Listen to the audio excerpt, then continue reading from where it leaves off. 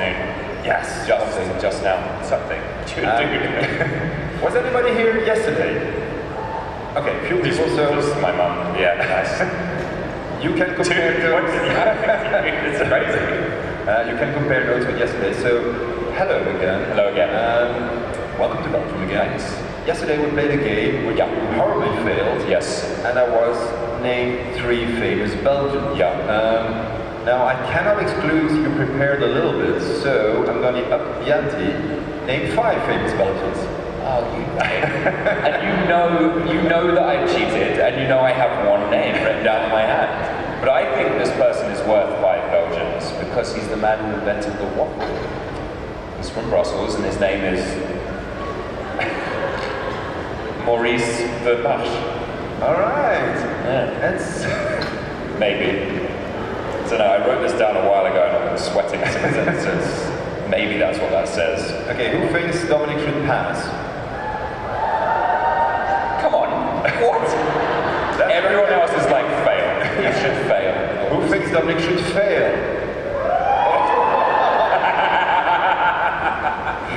Okay, now other names you could have said, yeah, some of them which were said yesterday by me to you.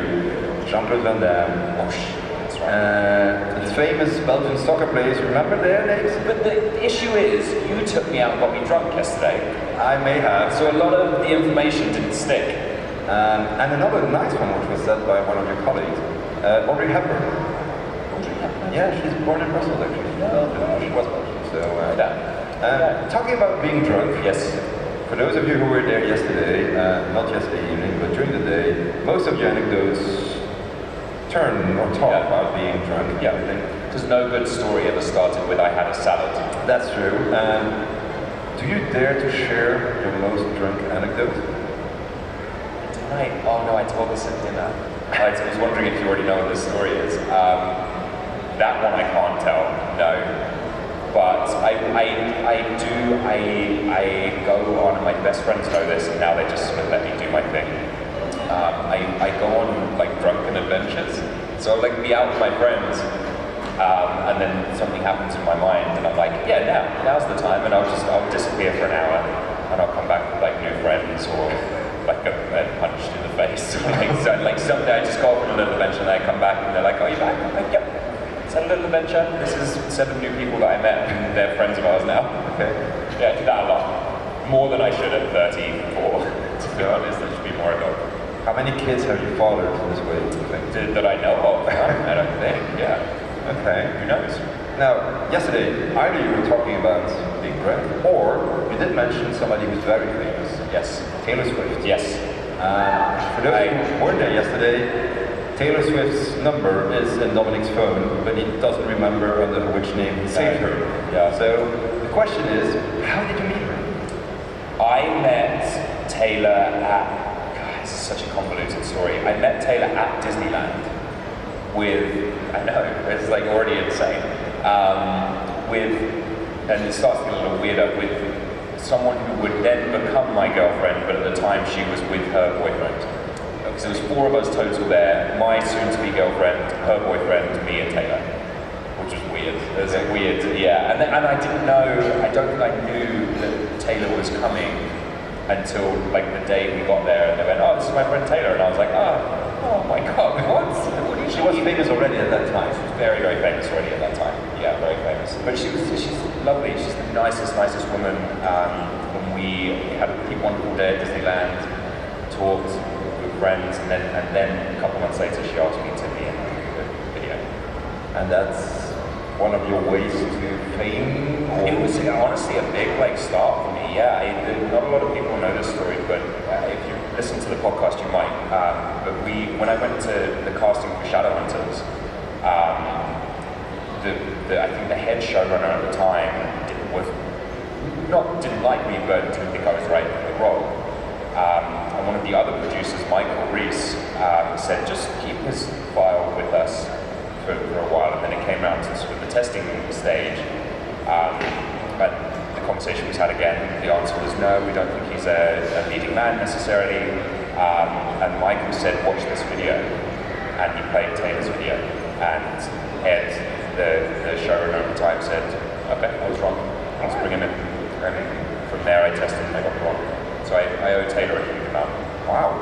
So you actually share, to a certain extent, a story with Courtney Cox.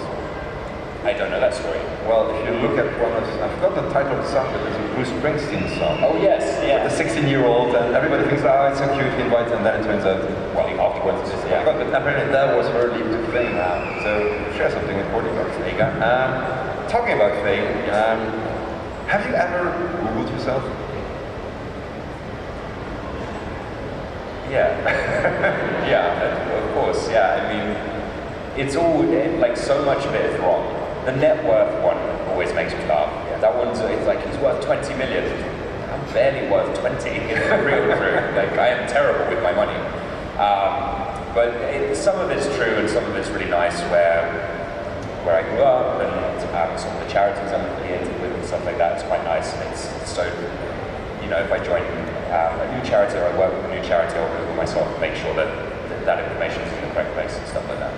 And you have, like, how many followers on your Instagram account? I don't know. Okay, a few million, I believe. Unless it's gone down, which is possible. I don't know, let's see. 2.6 million. Jesus. Who knew? Well, there you go. Do you, when you post, do you read the comments? Yes, sometimes. For two reasons. One, some of them are hysterical.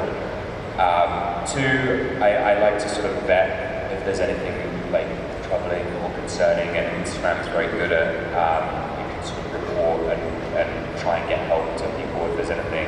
So there's sort of buzzwords that I try, and if I see that, I'm like, oh, we should make sure that person is looked after the way they need to be looked after. And then also these like dummy accounts that try and sort of bring you or like sell you things, crypto, yeah, anything that sort of anything sort of that I think is illegal or dangerous for either myself or fans, I'll either delete it or try and report it or whatever. So I will scan through stuff and make sure, or if I say something that I'm like, oh, I hope that joke is taken as a, like yesterday, the post from yesterday, I was like, yeah, it was a joke, but I hope that it's taken in, and it seems, I just checked in the comments and think, okay, I still understand my sense of humor, so that's fine. Brilliant. Yeah. Because sometimes, I mean, you've got trolls and you've got people who leave negative comments. How do you deal with that on a personal level? It hurts my feelings. Because the truth, and I think a lot of people in my position say, it's fine, you just brush it off, whatever, like, that hurts my feelings. And like, human beings, same as everyone. I think you've just got to ignore them. And then every now and then, because I do this where you scroll through and 90% of them are so positive, which is lovely, and thank you for that, by the way, everyone. And then there's one that's like, I don't like him, and I'm like, that's the one that's ruined my day. That one is, and that's going to stick with me for the rest of the day. And then every now and then there is like some that like make me laugh, where it's like either something really personal or just incorrect, something that's entirely incorrect, and that makes me chuckle. So, there's no light without shadow. You have to take both of those things in stride. And if I didn't let myself get upset every now and then, I wouldn't ever really be achieving happiness. You have to balance each other out. So I'm okay with it. Every negative comment is making space for thousands of positive comments, which is I'm very lucky to be in a position like that. I can imagine. My personal Instagram account, I got like 230 followers, which I obviously know. What is it like to have 2.6 million followers? What's it like to post something and knowing that millions of people will read it or see it? Yeah. I mean, there's a bit of a responsibility to it, to be honest. And I try and avoid stepping into anything sort of politically sticky, unless I really firmly believe that thing is true. But either way, it's, the reason things like politics are sticky is because there's an opposing side to whatever your thought is. So I try and avoid them as much as possible. My Instagram is really just pictures of my pets, to be honest, and promoting. Contractually, we have to promote stuff to like movies and whatever. And I'm not very good at it. So they normally just send me a photo or something, and I'm like, great, I know how to put that on my Instagram. With the new one, like collaborating is a new one, and I didn't know how to do that. So I had to have the heads of the studio call, or the heads of social media division of the studio call, and they were like, you just hit the collaborator button, and I was like, I don't know what that is. You know, like it's on the screen. Like if you just, and they were really patient with me. But I'm like a 34-year-old, 90-year-old. I didn't know how any of that worked. So we got there. Eventually, we got there. I've seen you text you like. Yeah. Embarrassing. I was just like you, but we still like you. Just between us, it's just the two of us. These people aren't here. Nobody's recording this. Have you ever used or abused your fame for something personal, like? Yeah, all the time. Yeah, I use it to get free stuff all the time. Like I was talking to Devin about this. I did this experience in Vegas where they let me fly an airplane. Legally, just to be clear, it's not like I met someone on Instagram and he was like, sure, take my airplane up. Although it kind of was exactly like that. But it's like it's a service called Sky Combat Ace. And they give you some training and then they let you fly an airplane over the desert. I wanted to do that, but it was really expensive. And I was like, look, if I promote if I put it on my Instagram, would you be interested in giving me and my ex-girlfriend this experience? And they were like, absolutely. It's great. So we went to Vegas and flew an airplane. All right. Talking about ex-girlfriends, have you ever used like, hi there, I am? No, never, no. And I hope I never do. That would be embarrassing, I think. Yeah, no, I never have. Have you ever had the opposite, like somebody was attracted to you and then afterwards you discovered that it was because you were Dominic Sherwood, the actor, and not? I don't think so. I hope not. I would like to think there's more value to me as a person than just what I do for a living. So hopefully it hasn't happened. I hope that hasn't happened. Because I heard that was often the problem for very famous people, that people, not their childhood friends, but new people, like, were they really friends, really lovers, right, or, trying to wing? Yeah, trying to sort of find that balance, I guess, can be tricky. It can be tricky at times. But I mean, a lot of my friends come from work. So my new friends, not my friends from childhood, they come from work, so in similar positions, which is nice. Probably the reason why often both people they're both famous because they know what they have to make. Yeah. Now, ladies and gentlemen, it's your time to shine. It's your time to ask questions. Don't be shy. There's two microphones, one on the left, one on the right. Yes, very courageous. Thank you so much. Yes, we love you. Oh, amazing. There's a few ground rules. It's English only, please. One question per person. Articulate in the microphone. And don't ask Dominic for free hugs, free kisses, free autographs, his room number, anything else. Do ask for very painful anecdotes. He loves to share those. Person to the left, take it away. Hi, thank you for coming, and I'm a really big fan of Shadowhunters. And I wondered what it was like to shoot the third season, because your character changes a lot in that season. Yeah, a lot of crying. Poor Jace.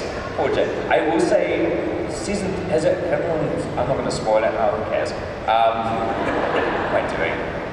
Season 3 is the one with the owl, right, at the beginning? Yeah, okay, cool. This is fun. When we did the table read for the first couple episodes of season 3, this owl character came in, and nobody had told me that was me. So I'm just reading the scripts like, this character's cool, and the showrunner was like, it's you. I was like, what? That's amazing. That mask, however, was awful, truly awful. I couldn't see and I couldn't really breathe. Felt very claustrophobic in it. But overall, weirdly, season 3 was like a lighter season for me. I don't know, maybe if this translated into the show, or maybe I was just getting so comfortable in that role, but it felt easier. It felt like an easier season to work through. I don't know why that is. I'll talk to my therapist about it. Maybe she will. Well, that's nice. Thank you. Thank you very much. Person to the right.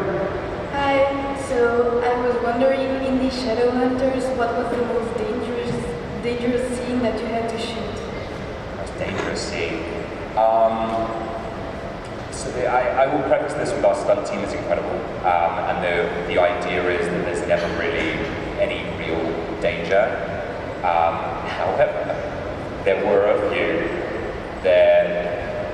So the caveat with when you do stunts is you can't go to the stunt team every time you stub your toe, or you crazy knuckles because they're don't do the stunts. You know what I mean? If you want to do the stunts, come to me when your arm's hanging off. Cool, we'll take care of it. But everything outside of that, so you really do have to try and be as sort of brave as possible, because otherwise you waste everyone's time. Alberto broke my knuckle. And who knew that you could break a knuckle? But he hit me on the top of the hand with a stick, and I came off, and I was like, yeah, that really still hurts. And I looked down, and it's like this, like swollen on my hand, and I broke my knuckle.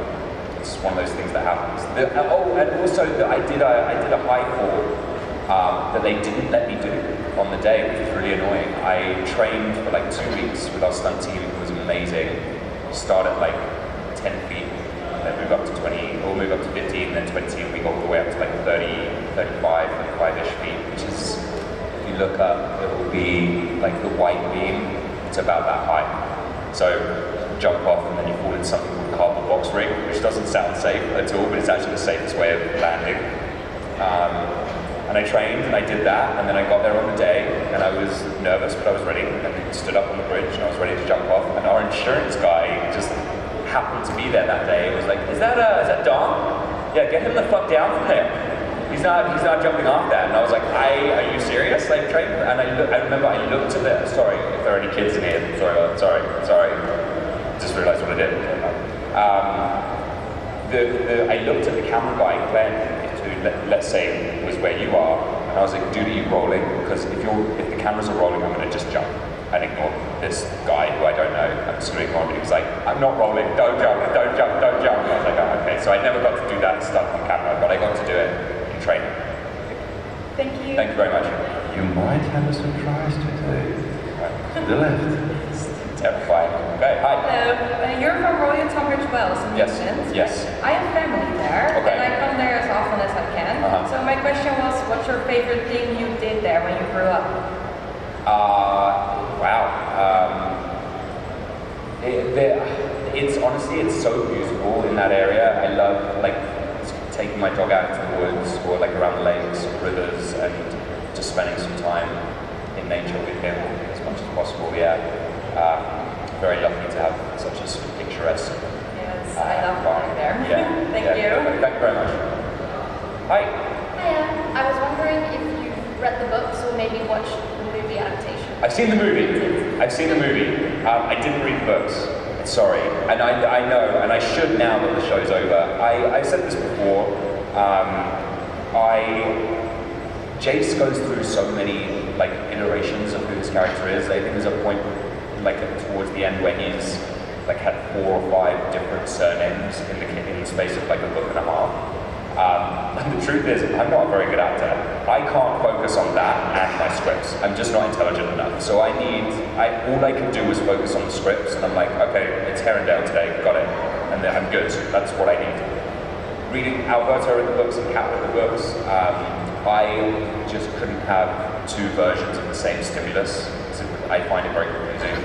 And I've done it before. Vampire Academy was the same, and Partner Track was the same. I didn't want these 2, because we changed a decent amount in the show or the movie. And I can't have information in the back of my head that was like, oh, but Christian did this in the books, or Murphy did this in the books, or Jace did this in the books, because it's all there. And subconsciously then it's playing a part in whatever the performance is. So I try and avoid it as much as possible. Thank you. Thank you. Hi. Hi, hello. My first question is, how are you today? I'm wonderful, thank you very much. How are you? I'm good, thank Good. you. So my next question is, how would you say Jace evolves in shooting all the series of Shadowhunters? And if he evolves, how? Cool. You just like break down my entire career on Shadowhunters. I'll do my best. Man, what's tough about Jason, I knew this from the beginning, even before we started sort of delving into it on screen. Like, I knew who this character was. He's really broken. There's something really like wrong with him at the beginning, because of how he was raised and because of how he was treated, and how Shadowhunters are trained to suppress emotions and not really rely on each other in the same way as we would as human beings. So it's like the first Jace you meet is like in turmoil, you know, pieces of the puzzle all just rattling around inside him, completely covered up by arrogance. That's how he survives day to day. And then Clary comes in, and she's like, everything that you know is wrong, or whatever she says. And then he has to like build himself back up and rediscover this person, whilst also everyone tries to kill him. So it's like it's a very, he's arguably one of the more complex characters I've played, even though he's like fun and light and, you know, this hero. Emotionally, the growth he goes through, and one of my favorite scenes, I actually don't say anything in, but it's when Miriam gives, his grandmother gives him the Herondale ring for the first time. It's the first time that he realized that, like, oh, I have a family, I have people, and that's what he's been searching for this whole time. I have like a history and a backstory that he never thought he did, which was a really lovely scene, and I think that really measures the growth from this first guy that we saw that just like is good at stabbing things, but is like crying inside, to a more resolved person. Thank you very much. Thank you. Have a lovely day. You too. Hello. From the entire show from Shadowhunters, what's the one scene that you'll never forget that gets stuck to you? The one where I die, probably. Genuinely though, seriously, Kat and I have spoken about this a lot publicly, that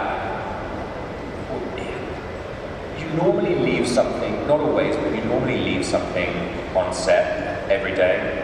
Like, and you come home like, this could have been better, or we could have done this, or I wish I tried this, or whatever it was. And that scene at Lake Lynn, for whatever reason, just worked. It was perfect. I left that scene, I didn't feel like I could have done any more, that I wanted to do any more, that there's other things I would have tried. And like, the camera was behind me for a little bit after I died. So you couldn't see my face, so I was like one eye open watching the fight scene and stuff. And they did an amazing job as well, Alan and Kat. All three of us came away that day like, yeah, that was, we did it. That was everything it was supposed to be. And it's such a rare occurrence because actors are so insecure. It's like they always want to try and push for a little bit more. So that day will stick with me as a really good feeling for sure. Nice day. Hello. Hi. I have actually two questions, but I'm allowed to only ask one. Okay, sorry. His fault. It's not me. It's he's him. You yell at him later. I suppose I could ask which is your favorite character besides your own? There were other characters in the show. No idea. I fast forward past their bits when I watch it. Izzy, probably. She had the best costumes. I get asked that a lot, like, whose costume would you? I was like, Izzy, dude, of course. You get it? Yeah, with the whip and everything. Izzy. Yeah, Izzy was a great character. Mine was Magnus and Alan. That makes sense. Yeah, very handsome guys. I get it. Very jealous. Also just a good ship. And a good ship. You're absolutely right. Yeah, agreed. Thank you very much. We got time for 3 final questions, so take it away. Hi, so my question would be, would you rather, if you could choose a new life, the powers of Christian would you like to fight it, like control, or would you just be like his powers? So, Vampire Academy was a long time ago, but as far as I remember, it's like the fire powers he's not very good at. Like they sometimes work and they sometimes don't really work, right? Like in character way, like in the books where it's like more involved. Oh, okay, cool.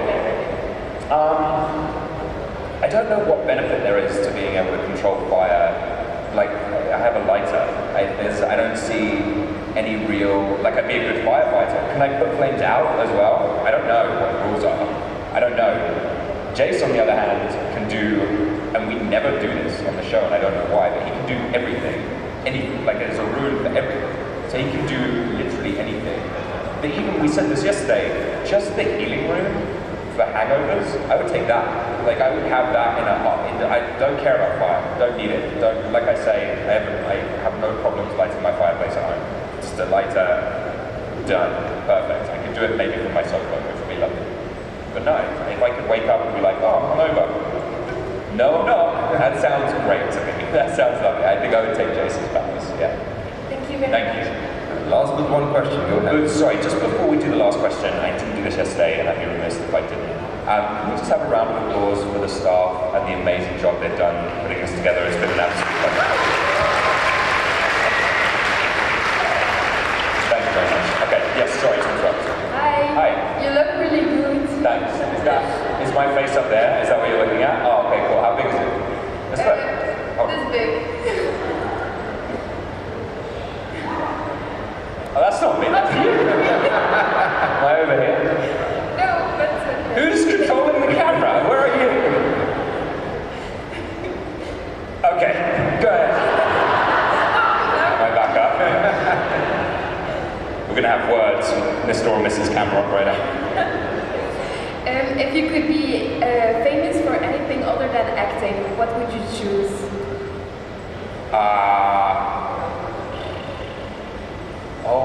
Like an astronaut, mate. Like first person to be on like a new planet. Or maybe not. Or like discovering something. This is like the Oscars. It's like off the stage go. Maybe first person on a new planet would be pretty cool. Yeah, I think so. What about you? What would you do? Quick, because we're being embedded. I know it's hard. It's hard. Yep, questions at you.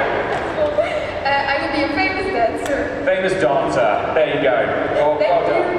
Oh, somebody on the left. Oh, no. Damn. Oh, no.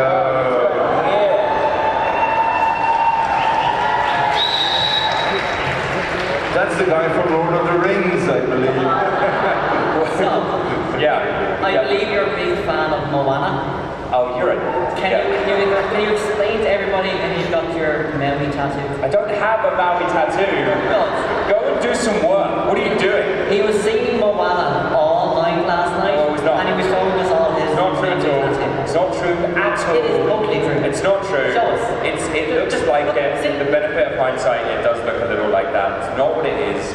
As I explained to you yesterday at dinner, it was a gift when I was in New Zealand with a Maori family. It was a gift from New Zealand, so that's why I have it. It's got nothing to do with Moana. I have a Disney tattoo. I'll show it to you later. Yeah. Also, he's the worst Mario Kart player in the world. You have to admit that when it was a strip Mario Kart, so it had a special flavor. Okay, now you have to top that question. Final question, take it away. So I just want to say I really like your acting. I really think you're really good. And I was wondering, what do you do to prepare for a character? Do you have a ritual before you start shooting? Interesting. I write a journal from the point of view of that character. So I try whatever I'm doing, whether it's I go to the beach or I'm shopping or driving my car or walking my dog, whatever it is. I try and get home and I'll try and write a journal as if I'd done all of those things, but from the point of view of whatever that character is. Now that being said, I've also played some not very nice characters, and that journal is quite difficult to do, especially in public. So I was doing my journal for Penny Dreadful, like on the beach when I was traveling with some friends, and I don't know if anyone's seen that show. I'm going to give anything away, but that character was not a very nice guy. And I was writing this journal, and then I realized that there were people next to me looking, and I was like, we're going to close that. That's going to be enough of that for today. But that's normally, especially at the beginning, that's normally what I'll try and do. So I have stacks of these journals from all of these different roles that I've done, which actually are pretty cool. I should bring them to one of these one time. I really like going through them, and it's interesting to see how the character evolved sometimes, as you were saying over here. The character changes from what my initial interpretation was, sometimes to that first episode. They can already change based on the conversations we have with directors and creatives and other actors that we play scenes of. Sometimes the scene changes as you're doing it. We had a good example of this. I think this is the last question, so I'm really taking my time. The scene at the end of Shadowhunters with Alberto, the fight scene where then he says you've been following Clary, you stop doing that. By the way, it is the scene where he broke my knuckle. and that scene wasn't working, and we couldn't really figure out exactly why. Because it was played very very normal. Just like, no, I'm not following her, everything's fine, and like, yeah, I'm pissed that the angels took off, whatever the line was. And I think Alberto suggested it. Alberto was like, dude, what if this really gets to you? Like, what if this really gets under your skin? And Alberto's so amazing at this. He gives you space to like explore whatever's happening in the scene. And he did, and I remember him just coming and putting his hand on my shoulder and didn't say a word to me, and that's when the tears came. Just started sobbing. And then the director came over and went, that's what we've been looking for. So the scene changed as we were sort of performing. That wasn't a question at all, but... No, but it teaches a lot, so thank you so much. Okay, my pleasure. Thank you very much. That's all we have time for. Give it up for Dominic!